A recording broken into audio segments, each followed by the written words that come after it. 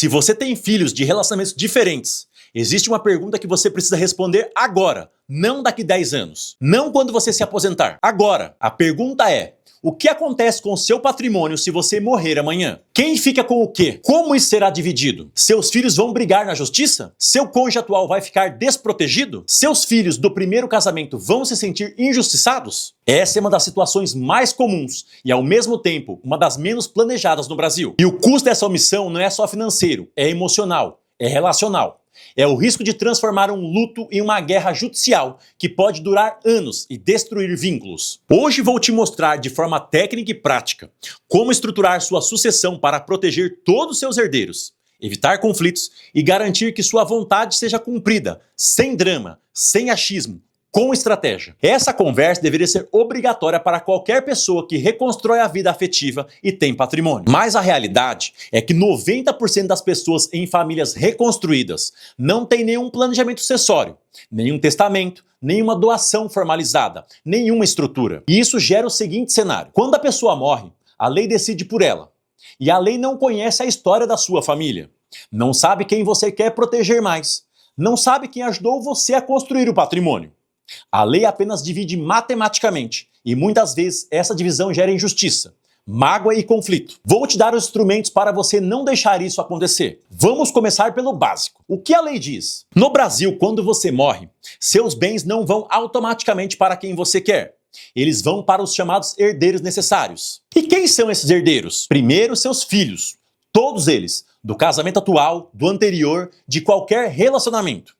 Todos têm direito igual. Segundo, seu cônjuge ou companheiro atual, dependendo do regime de bens. Terceiro, se você não tiver filhos nem cônjuge, seus pais herdam. E aqui o detalhe mais importante: a lei reserva 50% do seu patrimônio para esses herdeiros necessários. Essa parte se chama legítima. Você não pode tirar isso deles.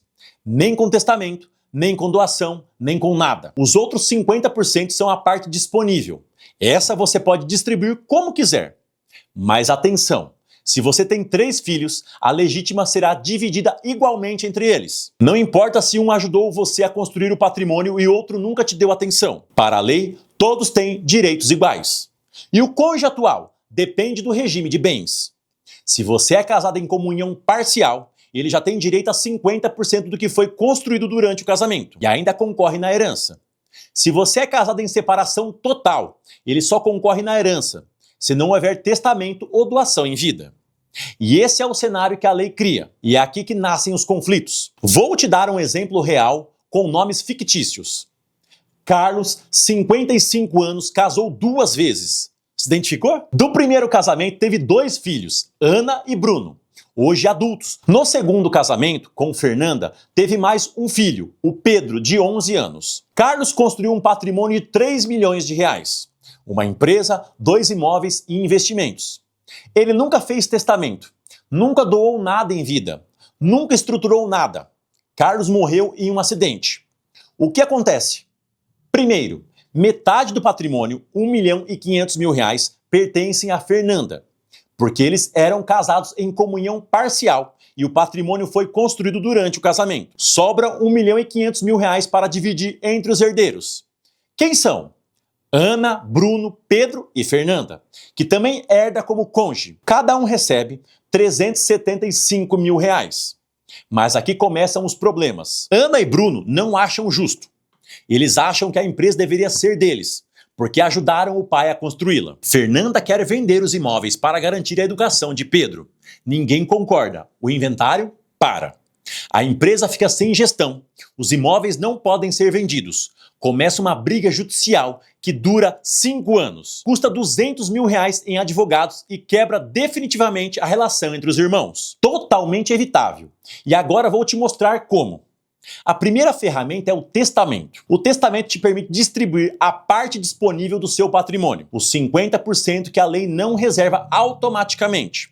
Você pode, por exemplo, deixar um imóvel específico para o filho mais novo, ou destinar a empresa para os filhos que trabalharam nela, ou garantir que seu cônjuge atual fique com a casa onde vocês moram. Mas atenção, o testamento só funciona se for bem feito. Testamento público, feito em cartório, com orientação jurídica, custa entre R$1.000 e R$5.000, dependendo da complexidade. Testamento particular, escrito de próprio punho, pode ser contestado e não recomendo. E o testamento precisa respeitar a legítima. Se você tentar tirar a parte dos herdeiros necessários, o testamento será anulado nessa parte. A segunda ferramenta é a doação em vida.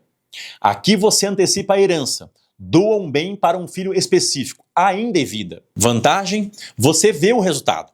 Você controla. E se bem estruturado, pode reduzir conflitos futuros. Mas cuidado, a doação também precisa respeitar a legítima. Se você doar mais que a parte disponível para um filho, os outros podem pedir que essa doação seja equalizada quando você morrer. E tem outro detalhe: doação paga ITCMD, imposto sobre doação, alíquota entre 4% e 8%, dependendo do estado. Em um patrimônio de 3 milhões, se você doar 1 milhão para um filho, pode pagar até 80 mil reais de imposto. Mas isso pode valer a pena, se a alternativa for um inventário caótico. A terceira ferramenta é a hold familiar.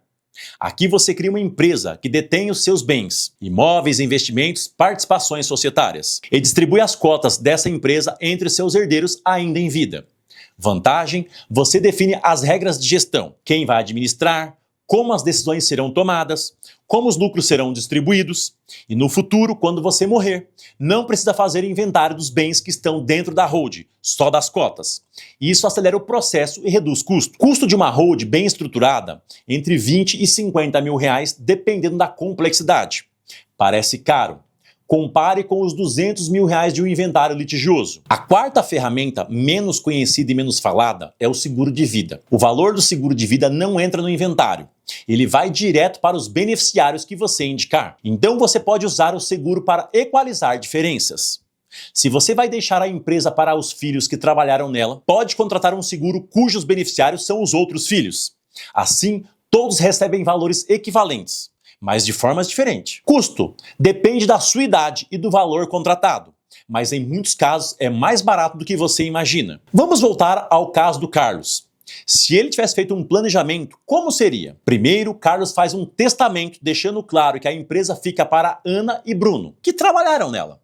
Isso consome parte da parte disponível. Segundo, Carlos faz uma doação em vida de um imóvel para o Pedro, que ainda é menor. Isso garante a casa onde ele mora com a mãe. Terceiro, Carlos cria uma hold para organizar os imóveis e define que Fernanda será a gestora até Pedro atingir 25 anos. Quarto, Carlos contrata um seguro de vida de 500 mil reais, com Pedro como beneficiário, para equalizar o valor que Ana e Bruno receberam a mais com a empresa. Custo total desse planejamento: entre 30 e 60 mil reais. Resultado: quando Carlos morre, não há briga, não há dúvida, não há inventário travado. Ana e Bruna ficam com a empresa. Pedro fica com o imóvel e o seguro.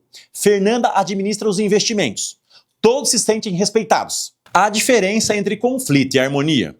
Um planejamento de 60 mil reais. Agora vamos falar de custos de não planejar. Um inventário simples, consensual, custa entre 10 e 20 mil reais e leva de 6 meses a 1 ano. Um inventário com disputa litigiosa entre herdeiros pode custar 200 mil reais ou mais e levar de 5 a 10 anos.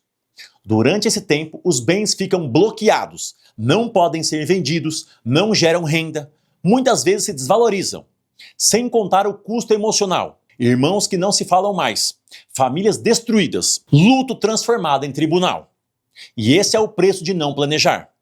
Então, o que você precisa fazer? Primeiro, faça o inventário do seu patrimônio.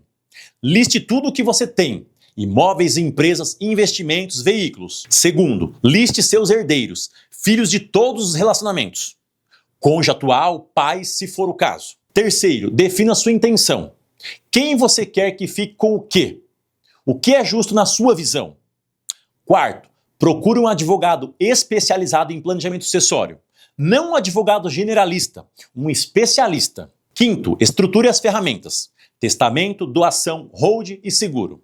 O que fizer mais sentido para o seu caso. Esse processo leva entre 3 e 6 meses e pode custar entre 20 e 100 mil reais, dependendo da complexidade do seu patrimônio. Parece muito? Compare com o custo de não fazer nada. A pergunta não é se você vai morrer. A pergunta é: quando você morrer, sua família vai brigar ou vai se abraçar?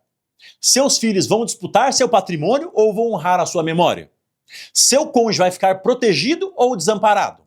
Essas respostas dependem de uma decisão que você toma hoje. Planejamento sucessório não é sobre morte, é sobre proteção, é sobre justiça, é sobre amor. E quem ama, planeja, porque planejar é a única forma de garantir que a sua vontade será cumprida, que seus herdeiros serão protegidos e que sua ausência não será marcada por conflitos. Se você tem filhos de relacionamentos diferentes, essa conversa não pode mais ser adiada. Pense nisso. E se você gostou do conteúdo, não deixe de curtir esse vídeo, compartilhar com seus amigos e se inscrever no canal. Aqui toda semana trazemos conteúdo de qualidade para viver melhor e proteger a sua família. Nos vemos no próximo editorial.